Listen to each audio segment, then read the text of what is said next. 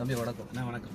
ஆக்சுவலாக இப்போ தமிழ்நாட்டில் இப்போதான் மக்கள் வந்து மாற்றம் வேணும்னு சொல்லிட்டு ஒரு கட்சி ஆரம்பிச்சாரு. அவரு நல்லா டெடிக்கேட்டடாக ஒர்க் பண்ணாரு.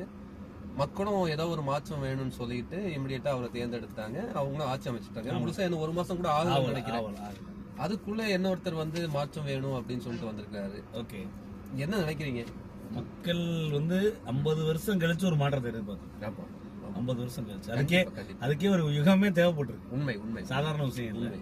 ஆனா இப்ப திரும்ப இன்னொரு மாற்றம் வரணும் அப்படின்னு மக்கள் விரும்புறாங்கன்னு சொல்றாங்கன்னா மக்கள் வந்து ஒரு 50 வருஷம் 55 வருஷம் இருக்குமாண்ணா, அதுக்கப்புறம் தான் இந்த மாற்றத்தை விரும்பியிருக்காங்க. இப்போ வந்து நீங்க சொன்ன மாதிரி 2 கட்சிக்கு அப்பாற்பட்டு 3ஆவது ஒருத்தரை கொண்டு வந்தது வந்து சாதாரண விஷயமா நான் பார்க்கல. யாருமே பாதி நம்பல. ஆனா யங்ஸ்டர்ல ஒரு 30% நம்பிக்கை இருந்துச்சு. என்னோட அவங்க எல்லாத்தோட ஒரு பெரிய சப்போர்ட் இருந்துச்சு. பெரிய சப்போர்ட். அதுதான் இந்த ஜென்சி நீ வேற. ஆமா, ஜென்செட்னு சொல்லி சொல்றாங்க.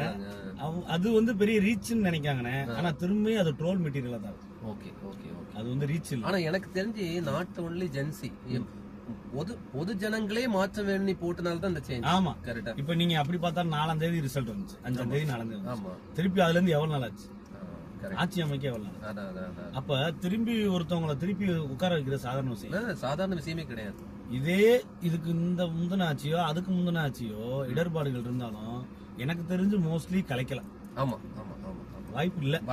எல்லாரும் இப்ப சொல்றாங்க 6 மாசத்துல கலைஞ்சிரும்ன்றாங்க. எனக்கு தெரிஞ்சு இல்ல. ஏன்னா இதை வந்து சென்ட்ரல் கவர்மெண்ட் விடாது. நான் ஓப்பனாவே சொல்றேன், சென்ட்ரல் கவர்மெண்ட் விட மாட்டாங்க. இதை கலைச்சா இதுல எவ்வளவு செலவு இருக்கு. என்ன ஒண்ணு அதுல என்னன்னா கலைக்க கூடாதுங்கிறதுக்காக தானே கூட்டணி கட்சிக்கெல்லாம் அமைச்சர் பதவி கொடுத்து லாக் பண்ணிருக்காங்க. அது ஒரு ராஜதந்திரம், அது ஒரு அரசியல். பெரிய விஷயம். அங்க வந்து அவங்கள வந்து ஒரு பொருட்டாவே மதிக்கல. இங்க வந்து ஒரு அமைச்சர், அவங்க கட்சிக்கு ஒரு அங்கீகாரம். உண்மை அப்படின்ற போது அவங்க அதை விட்டு வருவாங்களா?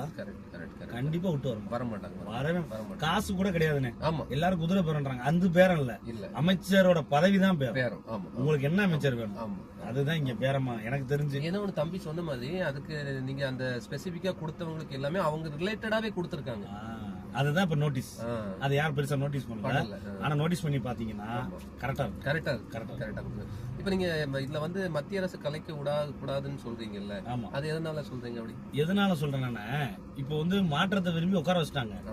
திரும்பி இதை கலைச்சு திரும்ப ஊழலோ திரும்ப பழைய விஷயங்கள் ரிப்பீட் ஆகிறதுக்கு அந்த கட்டமைப்பு வராது. மக்கள் அதை விரும்பவும் இல்ல. மக்கள் இன்னைக்கு சொல்றேன் 10ஆம் தேதி என்ன ஒண்ணு, நீங்க மத்திய அரசுங்கும் போது நான் இந்த ஒரு பாயிண்ட் மட்டும் சொல்றேன். அந்த டிஎம்கே வந்து அவனுக்கு இங்க இருக்க கூடாது. ஏன்னா டிஎம்கே தான் அவனுக்கு குடைச்சல் கொடுக்கக்கூடிய ஆளு. யாருக்கு? பிஜேபிக்கு. மத்தியில காங்கிரஸ் ஹிந்தி அதிப்போ, ஒரு மும்மொழி கொள்கையோ, இது தவிர்த்து இன்னும் முக்கியமான திட்டங்கள் இங்க வரவிடாம தடுக்கிறது டிஎம்கே தான். அது ஒரு அரசியல். அது ஒரு பெரிய அரசியல். அதனால இவங்களை சஸ்டெயின் பண்ணி கொண்டு போயிருவாங்க. அவ்வளவுதான் நீங்க சொன்னதுதான் உண்மை. இன்னும் 10ஆம் தேதி ஆகல, ஒரு மாசத்துக்கு. இவங்க வந்து திட்டங்களே கொண்டு வரலான்றாங்க. கிடையாது. எவ்வளவு ஒயின் ஷாப் மூடி இருக்காங்க எனக்கு தெரிஞ்சு, மூடி இருக்காங்க. வேற இந்த பெண்கள் பாதுகாப்பு விஷயங்கள்ல இந்த ஒரு சம்பவத்துல பழைய விளாத்தி குளத்துக்கு ஒரு தண்டனை கொடுத்திருக்காங்க. அதுவும் இவங்களோட இதுலதான் நடந்தது. முந்தின இருந்த அரசு மேல நடக்கல. இப்ப இருக்க அரசோட ஒரு தூண்டுதல். அதுக்கப்புறம் அந்த கவின் கொலையில அவங்க அம்மாவை மறுபடியும் அந்த அரசு கொஞ்சம் பண்றாங்க. அப்படின்ற போது எல்லாமே ஸ்ட்ரிக்டாகத்தான் செய்யறாங்க. நேற்று கூட ஒரு வீடியோ பார்த்தேன். சென்னையில ஒரு கிரவுண்ட்ல உட்காந்து பசங்க வந்து ஏதோ ஒரு போதை வந்து இது பண்றாங்க. அதை இம்மிடியேட்டா எடுத்து வீடியோ போட்டவங்க 1/2 மணி நேரத்துல போய் ஸ்பாட்ல போய் பிடிக்கிறாங்க. ½ hour கூட கிடையாது, பிடிச்சு பண்றாங்க. அப்படின்ற போது இத வந்து நீங்க 50 வருஷம் ஒரு ஃபார்முலால இருக்கீங்க. அந்த ஃபார்முலாவை மாத்துறது வந்து சாதாரண விஷயம் கிடையாது. அப்படின்ற போது ஒருத்தர் வந்து திருப்பி அவரை மாத்தி உட்கார வைப்பாங்க அப்படின்னா இது வந்து நம்ம சின்ன பிள்ளை கேம் கிடையாது. இது வந்து நம்ம இந்த விளையாடுற டைஸ் வச்சு விளையாடுற. அப்படின்னா நீங்க அண்ணாமலையோட பிளான் என்னவா இருக்கும்னு நினைக்கிறீங்க? எனக்கு தெரிஞ்சு அவரோட பிளான் என்னவா இருக்கும்னா, இப்ப இருந்து ஸ்டார்ட் பண்ணா அடுத்த 5 வருஷம் எலெக்ஷன். கொஞ்சம் டீடைலா சொல்லுங்களேன். டீடைலா சொல்லலாமா? அதாவது இப்ப ஒரு இயக்கமா ஆரம்பிக்கிறாரு. ஒரு 1 year 2 year ரன் பண்ணுவார். ரன் பண்ணி அதை அப்படியே மெல்ல மெல்ல மெல்ல மெல்ல எப்படி விஜய் வந்து ஒரு 3 yearsல வந்தாரோ அது மாதிரி ஒரு 5 year பிளான் வைக்கிறார். ஒரு பேசிக்கா எடுத்தவனே எங்கேயும் வெறுப்பு சம்பாதிக்காம ஒரு இயக்கமா கொண்டு போய் அப்படியே அதை கட்சியா பதிவு பண்ணுவாரு. பண்ணிட்டு ஒரு 3 வருஷத்துல பண்ணுவாரு. அதுக்கு உள்ள விஜய் கட்சிக்கும் ஒரு கொஞ்சம் எதிர்ப்புகள் தெரிவிப்பார். கண்டிப்பா. ஏன்னா இயக்கம்னு வந்துருக்கா எதிர்ப்புகள் தெரிவிச்சுதான் ஆகும். அதுவும் எதிர்ப்பு தெரிவிப்பாரு. தெரிவிச்சுட்டு இவரோட சில டீமை வந்து ஃபார்ம் பண்ணி இவர் வந்து இளைஞரை தான் ஃபோக்கஸ் பண்றாரு. ஏன்னா இவர் படிச்சிருக்காரு. அப்துல் கலாமையும் சொல்றாரு.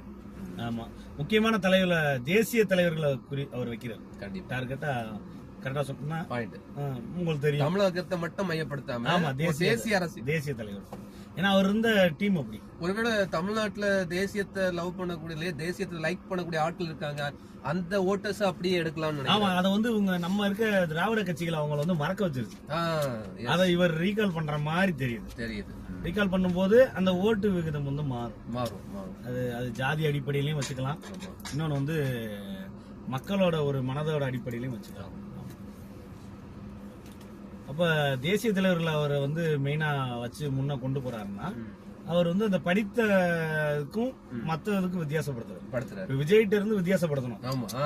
விஜய் வந்து ஒரு ஆங்கிள் ஒரு 5 பேர்த்த ஹெட்டா வச்சிருக்காரு. பெரியாரு, இவங்க வேலுநாச்சியாரு, இந்த மாதிரி ஜானகியம்மா, இந்த மாதிரி ஒரு 5 பேரை வச்சிருக்காரு. அது மாதிரி இவரு ஒரு முக்கியமான ஒரு லோகோவா அப்துல் கலாமையும் தேசிய தலைவர்களை வச்சு மையப்படுத்தி அப்துல் கலாமையும் முத்துராமலிங்க தேவரையோ அது மாதிரி ஒவ்வொருத்தரும் ஒரு ஹிண்ட் எடுத்து வைப்பாருன்றது கண்டிப்பா ஒரு இது இருக்கு. இந்த கொள்கை தலைவர்னு சொல்றாங்களா? ஆமா, இருக்கு. அப்போ இப்போ போயிட்டு இருக்கக்கூடிய சிச்சுவேஷனை பார்த்தா இன் ஃபியூச்சர்ல விஜய், அண்ணாமலை, உதயநிதி இந்த 3 கேட்டகரிக்கு மாதிரி தான் பிரியும் இல்லையா? ஏடிஎம்கே வந்து எனக்கு தெரிஞ்சு தலைவர்கள் நீ வந்தாலும் பெரிய வளர்ச்சி இருக்காது. அத வந்து இந்த ஏடிஎம்கே இந்த 3 பார்ட்டிக்குள்ளே பிரிஞ்சுக்கிறோம். ஆமா, அவங்களுக்குள்ளே அப்படியே நீங்க சொன்ன மாதிரி ஏடா ஒரு சைடு கூட்டணி போயிடுவாங்க. இன்னொன்னு இப்ப மதுரையில இருக்க போஸ்டர் எல்லாம் பாத்துருப்பீங்க. நான் பார்த்தேன். அவர் ரஜினியை வலுக்கட்டாயமா பிடிச்சி இழுக்கிறாரு. அப்படியே காட்டுங்க. காட்டுறேன் ஒரு நிமிஷம் நினைக்கிறேன். சரி விடுங்க. அந்த போஸ்டர்ஸ் எல்லாம் பார்க்கும்போது ரஜினியை தான், ஆமா, கவர் பேஜ்ல வைக்கிறீங்க. ரஜினியை தான் போக்கஸ் பண்றாங்க. ஏன் அப்படின்னா ரஜினி வந்து கட்சி ஆரம்பிக்கல. அவரோட ரசிகர்களுக்கு வந்து அது ஏமாற்றம் தான். இப்ப விஜய் ஆரம்பிச்ச பிறகு அவர் ரசிகராகவும் இருந்து போட்டிருக்கலாம், பொதுமக்களும் போட்டிருக்கலாம். அப்ப இப்ப என்ன ஆகுதுன்னா ரஜினியை போக்கஸ் பண்ணி ரஜினியோட அந்த சப்போர்ட்டர்ஸ் ஃபாலோவர்ஸ அண்ணாமலை பக்கம் டைவர்ட் பண்ணுவாங்க. ஆனா இன்னும் ரஜினியோட ஃபேன்ஸ் எப்படி வரும் அப்படின்னா அண்ணாமலை வெஸ் விஜய்னு வரும்போது பேக்ல வந்து ரஜினி வெஸ் விஜய்னு அந்த மாதிரி கொண்டு வரும். கண்டிப்பா அந்த ஒரு இமேஜ் கட்டமைக்க. ஆமா, கண்டிப்பா. ஏன்னா எங்கேயுமே ஒரு போட்டி இருந்தா தானே அது வளரும். சினிமா இங்க தேவைப்படுது. சினிமாவோட முக்கியமான ஆட்கள் வந்து இங்க தேவை. எப்படியோ எல்லாத்துக்கும் சினிமாவோட ஒரு இது இருந்துதான் ஆகணும், வழி இல்ல. சோ இந்த அரசியல நம்ம அடிக்கடி பேசுவோம். கண்டிப்பா நம்மளோட வியூவர்ஸ் இருக்காங்க. இத வந்து நிறைய பேர் ஏற்கனவே நம்ம சொன்ன மாதிரி லாஸ்ட் 2 டேஸ்ல நம்ம அண்ணாமலை பத்தி பதிவுகள் போட்டோம். பல வியூஸ் 20 போயிருக்கு. சோ ரெகுலரா நம்ம அந்த அரசியல் சார்ந்த ஒரு அப்டேட் நம்மளோட மேஜர் அஜெண்டா இது கிடையாது. பட் இது வந்து மக்களால போக்கஸ் பண்ணப்படுது. ஒரு சாமானியமா ஒரு மனுஷன் என்ன திங்க் பண்ணுவானோ அதை மட்டும் நம்ம சொல்றோம். இன்னொன்னு நம்மளோட புகழ் மனசுல நம்ம அடிக்கடி சொல்றது இதுதான், அரசியலுங்கிறது முழு நேர சாப்பாடு கிடையாது. அது அப்பப்போ குடிக்கக்கூடிய டீ மாதிரி தான். சோ யாரும் அரசியலை பேஸ் பண்ணி முழுமையா அரசியலுக்காக தங்களையே அர்ப்பணிக்க கூடாது. உங்களோட ஃபேமிலியை நீங்க பாக்கணும், உங்களை சுத்தி இருக்கவங்களை நீங்க பாத்துக்கணும், அவ்வளவுதானே தவிர அரசியல நீங்க கேட்டுக்கலாம். ஆனா அதுக்குள்ள போய் ஆராய்ச்சி பண்ணணும்னு தேவை கிடையாது. கண்டிப்பா கரெக்டா தம்பி. இன்னொரு விஷயம், இன்னைக்கு வந்து நீங்க சொன்ன மாதிரி டீ வந்து அடிக்கடி குடிக்கணும். இப்ப இருக்க யங்ஸ்டர்ஸோ ஒரு 40 உள்ள பிலோ ஒரு 20 to 40 எல்லாருமே இன்னைக்கு வந்து அரசியல் என்னன்னு தெரிஞ்சுக்கிட்டாங்க. இந்த அதுக்கு விஜய் தான் காரணம். அது பெரிய பங்கு வந்து விஜய் தான்.